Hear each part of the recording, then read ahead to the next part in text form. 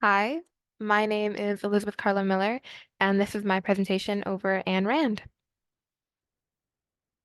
So, starting off early with our thesis statements. Ayn Rand, she argued that our highest moral purpose should be the pursuit of our own happiness and self-interest, using rational ends and rational means, and also respecting others in regards to their pursuit of their happiness. My personal argument is that I argue it is our responsibility to achieve our own happiness by whatever means necessary. However, we should be willing to accept the consequences of those means. What we can both agree on, though, is that we only have one life, and it is our responsibility, our duty, to live it as fully as possible. A little bit about Ayn Rand. She was born in St. Petersburg, Russia, meaning she was a witness to the Russian Revolution and Civil War. She opposed both the communists and the Tsarists and had a deep dislike for the Soviet system. She studied history, philosophy, and political thought before taking all of her ideas and moving to America, where she would continue to expand on her philosophy. Continuing to be influenced on the world around her, Ayn Rand came to the conclusion that philosophy was necessary to live a good life. If your philosophy was correct, that meant you would be successful in life. And of course, by correct, she meant if you followed her philosophy. Some common ideas that Ayn Rand challenged was that you are your brother's keeper. And so with that, she pretty much argued that we are not born with instinctual duties. We have one life and we need to live it in the best of our interest.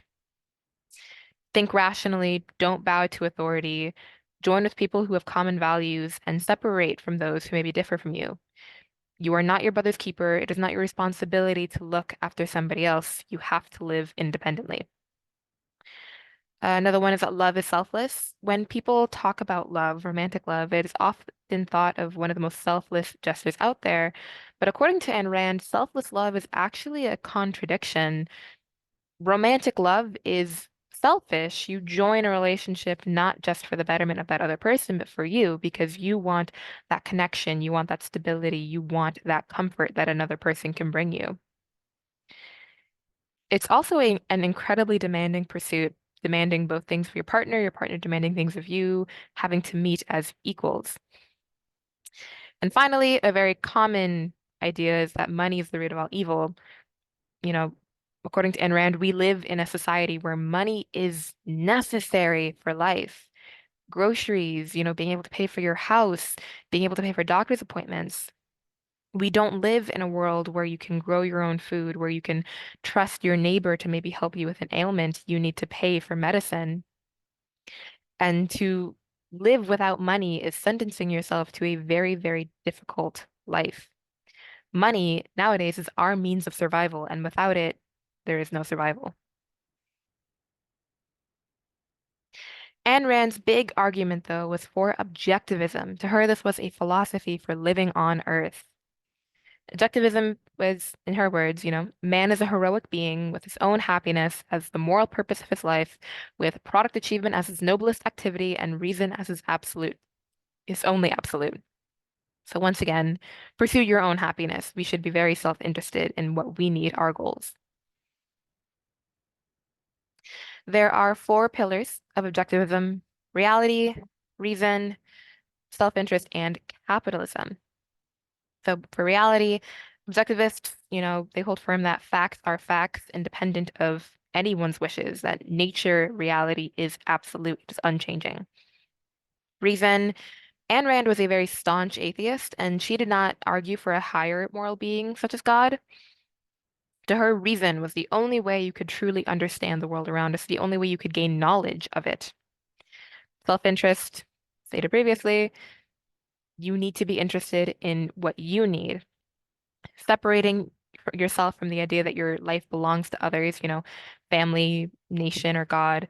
Many people, they live their lives, respecting their parents, my parents brought me into this world. It is my duty to serve them. And so if they want me to be a doctor, I will be a doctor. I have a responsibility to my parents. Your nation, I owe my life to my nation. I have a responsibility. I have a duty to serve it, whether that be, in the military, in the Marines, or to God. I owe my life to God. I have to obey his will. I have to do what he tells me, and I have to not do what he says is wrong. Objectivism focuses on the fact that our life belongs to ourselves and nobody else's. Our parents are not our masters. Our nation is not our masters. God is not our masters. We are not servants. We are all equal. And then finally, capitalism. Objectivism holds the state exists to protect individual rights. The state should not be in control of our ideas or production, and it should remain separate entirely. Ayn Rand kind of fits into the three branches of philosophy, not cleanly, but she fits. Her metaphysics, objectivism begins to embrace the fact that existence exists. Nature is nature, reality is reality, and it is unchanging. To exist is to be something, to have a specific identity, a law of identity, and that we should not run from reality but embrace it. We are unable to change it, and so we have to accept it for what it is. And to embrace reality is to reject ideas of anything that transcends it. For example, God. To Ayn Rand, the universe is the universe, reality is reality, and that it is what it is. And to have the idea of God is that something is above reality, that something made all of this and is capable of changing it. And that was not what Ayn Rand argued for. Her epistemology, reason. Reason was the source of all knowledge, all understanding, listening to the facts and following through the conclusion, regardless if it's pleasant or not. So, for example, you may want to be playing a video game or something, but rationally, you should probably be studying for that test that's coming up. And so, even though the conclusion is to do something you don't want to do, you have to follow through with it. She argued that following reason means rejecting emotions, faith, or anything else that may guide us. There is only reason, and we should only follow rational thought. Finally, her ethics. It's again self-interest. The purpose of morality is to teach us what is in our self-interest, what produced our happiness. Rand argues that we as humans have no code for survival. We are not born knowing what is right or wrong, and that our senses are incapable of telling us what may be good or bad for us, or what goals we should be pursuing. According to Rand, man must choose his actions, his values, his goal. Similarly to Aristotle, when he says that we should choose a mean relative to us, and Rand says we should choose goals relative to us in our situation. Small video explaining more of her philosophy.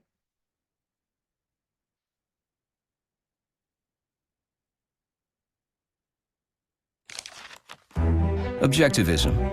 It's a guide to living here. Developed by this writer. Wondering who needs a philosophy? She answered that. To deal with real life, we need a view of the world and our place in it. Now, some people have strong opinions on objectivism. It's a philosophy that's controversial because it advocates selfishness and says altruism is evil. But we'll get back to that. Rand's philosophy looks something like this. It starts with the idea that reality is objective. The universe is what it is, not what we want it to be. And wishing otherwise won't make it so. Next, it states that our reason is all we have and all we need for understanding the world around us. And if reason is an absolute, you can't accept contradictions. It also says your highest moral purpose should be the pursuit of your own selfish happiness.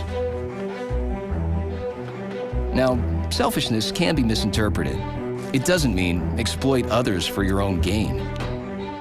It means realize your highest potential by pursuing rational ends and live in harmony with others by respecting their right to their own life and happiness. The result of this philosophy is a life of reason, purpose, self-esteem, a philosophy for living on Earth. If you know that this life is all that you have, wouldn't you make the most of it?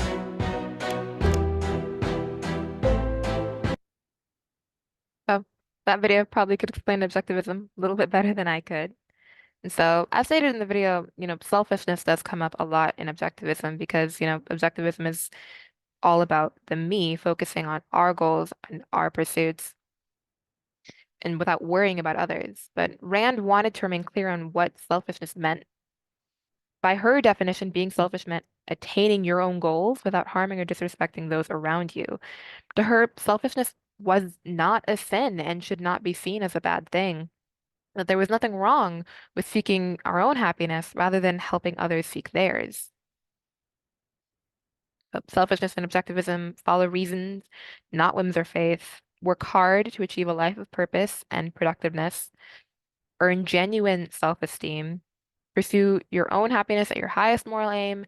And prosper by treating others as individuals, trading value for value. Don't treat others as, objects in your way or your journey to happiness, but as people who are also trying to find their own happiness.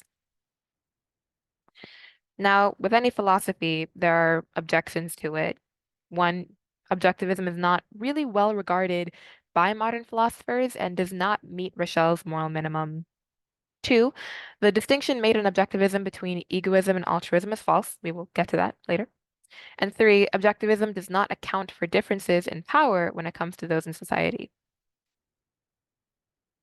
So, with her objections, even though Ayn Rand is looked back upon as incredibly influential now, there was a time when she wasn't considered a true philosopher.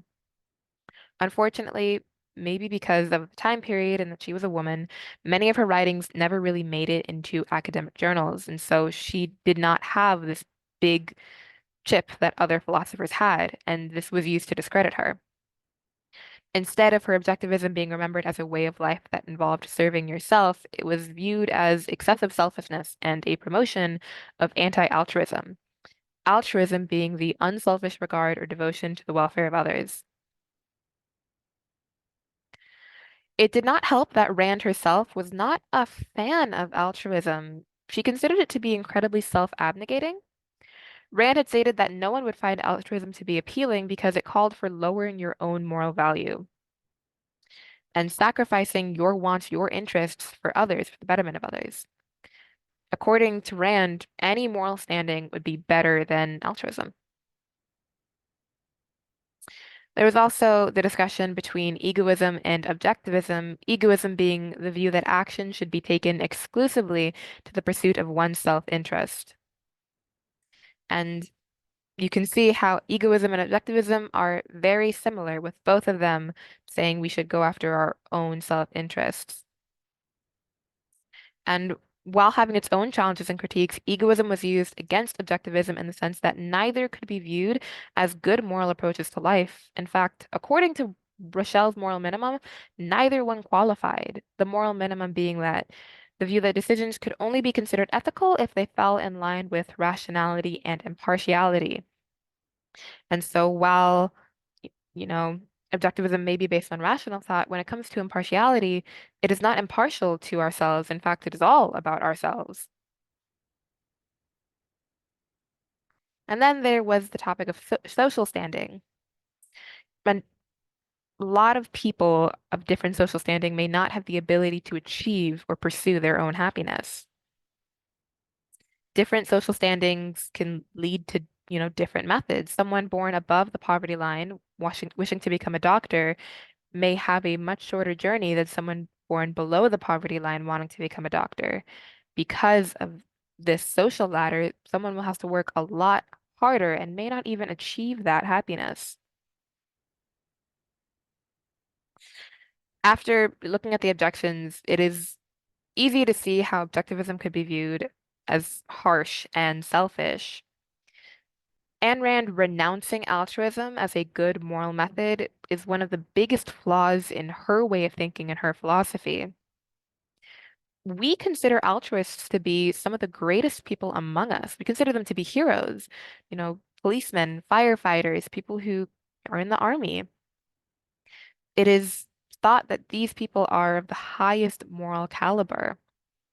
And when talking about them, people who sacrifice so much for others, how could altruism possibly be a bad thing if our society is sometimes based on the sacrifices of others. And the thing with Ayn Rand's philosophy is that altruism shouldn't be discouraged at all. It is entirely possible that someone's goal of happiness could be a life of altruism. Volunteering, police work, fostering, those are all things that require some sort of sacrifice on your end, but lead to a life of happiness. People actively seek out these things. I have fostered dogs in my time, and while it was incredibly challenging, it was sacrificing, my time. I, of course, had to stay at home all the time, sacrificing things that I wanted to do. It brought me joy to be able to take care of this thing, to be able to raise it and, make sure that it would be healthy and go to a better home. And so renouncing altruism is kind of contradictory to Rand when she says you should pursue your own happiness, but as long as it's not altruism. So, with objections to objectivist criticism, a lot, but in defense of Ayn Rand, when talking about her philosophy not being legitimate, as stated previously, a lot of people don't really consider Ayn Rand to be an actual philosopher because of the lack of scholarly articles that she has. However, her work has been adapted and critiqued by so many other scholars that for a philosophy that is not legitimate, it definitely strikes a chord and resonates within many philosophers who try to either find the flaws or try to prove that objectivism is actually a good moral philosophy. The rebuttals to the earlier critiques, so the first one being it's not all that well liked, you know, the dislike of objectivism is irrelevant when it comes to proving its validity. A lot of that disdain comes from the idea that reason should be the basis for decisions, not authority. And when concerning the moral minimum, objectivism is based on rational thought, so it fits the rationality, the criteria. And then when it comes to impartiality, objectivism does not favor one's happiness over another. Everyone is equal. And when circling back to decisions should not be based on authority, when it comes to authority, what may be a good rational decision could vary vastly depending on whose authority you're following. For example, in America, it can be seen, it's very negatively viewed to kill someone of the LGBTQ community. However, in the Middle East, it may be viewed more rationally, so-called honor killings. The second statement that objectivism is too close to egoism and renounces altruism, even though it does renounce altruism and objectivism really shouldn't. Objectivism states that in order to live successfully, people need a code of values, and that code should be based on reason, whereas egoism does not state reason as a motivation, as a motivator for our decisions. It is simply, do what is in your best interest, whereas objectivism is do what is in your best interest with rational thought. So, with objectivism, if you wanted to buy a car, you can rationally think of all the good things that can happen from buying a car. You would buy a reasonably priced car. Whereas with egoism, you wanted a car, so maybe you spend all of your money on the most expensive car there because that will bring you happiness. And even though it's not rational, it's what would make you the most happy. And finally, that when it comes to people of different social standing, everyone could potentially achieve their means of happiness. And just as how people are in different levels of power, their ideas of happiness could be completely different. Someone born above the poverty line, maybe their idea of happiness is having a plane, and someone born below the poverty line, maybe it's a car. So, all in all, objectivism does not deserve as much of the backlash and hate that it gets. There are definitely parts of objectivism that could be improved upon, all of the things related to altruism. However, it is still a reasonable moral code. Its emphasis on rational ideas makes it more agreeable than a lot of other codes that should guide people, especially egoism. And while they both may have similar definitions, egoism calls for the pursuit of happiness and does not highlight reason as, as an important factor in pursuing our goals. And while objectivism is undeniably a selfish code, you can not deny that, putting yourself above others should not be seen as something to be condemned. When you're in an airplane, you're told in case of an emergency, put on your own air mask before helping others. Even though we may all want to be, we cannot all be heroes. And we uplift people that we consider to be unselfish, but even those people that we consider heroes, still have their own selfish tendencies. They just may not be as big or as loud. And so, Ayn Rand may have had her share of critics, but it cannot be said that she didn't have an impressive career. Having moved from Russia to America, switching languages, switching societies, switching governments, having published 4 novels in her lifetime, one of the best well-known, Atlas Shrugged, that heavily detailed her philosophy of objectivism. And, publishing books even after her death, that were published posthumously. And even with discourse surrounding her legitimacy about objectivism, it is still brought up and it is still talked about today. Her influence is still seen after her death, especially with the creation of the Ayn Rand Institute that was formed by her successor, Leonard Peikoff, which is still in operation today.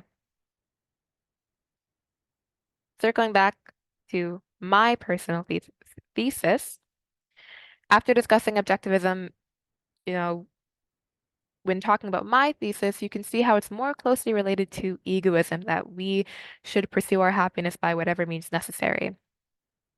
Although, unlike Rand, I do not state that rational thought should be the motivation that drives us. Sometimes the decisions we make are not rational at all. It is entirely possible to be both rational and happy, and it is entirely possible that there is no rational means to your happiness.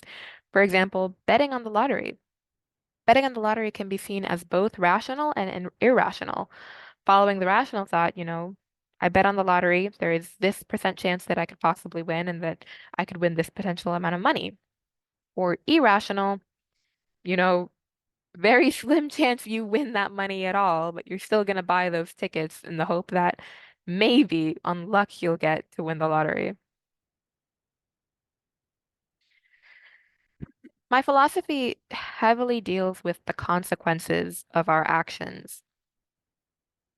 You know, pursue your own happiness by all means necessary, but you are not exempt from the consequences that that pursuit may have. Sometimes your happiness could actually have some severe consequences. And while everyone is in their right to do whatever they want with their life, we have to expect and accept the consequences of your choices. And those consequences could vary in severity. For example, if what brought you happiness was hijacking cars, you are all in your right to do that. However, your motivation should be the consequences of what those actions could be. Jail time, um, fines, not being able to land a steady job. And then on the lower hand of consequences and severity, if you decide to live your life as someone part of the LGBTQ plus community and you enter society that way, the consequences of that could be, judgment from society, maybe being ostracized from your family. There are consequences in pretty much every action we choose. In conclusion, Rand was a very influential philosopher, and it is really easy to see how her arguments were taken so aggressively. Objectivism is one of the better philosophies out there. It is not all encompassing. It still has its own flaws, excuse me, regarding everything related to altruism, and derives from the idea that Rand thought her way of life should be the only way of life, that objectivism was correct and that anything else was incorrect and would lead to a life of not being successful. This was a very narrow way of thinking, and, Ayn Rand was not open to different ideas, which kind of cornered her and gave her critics something more to pull at. These are my sources, and that was my presentation. Thank you.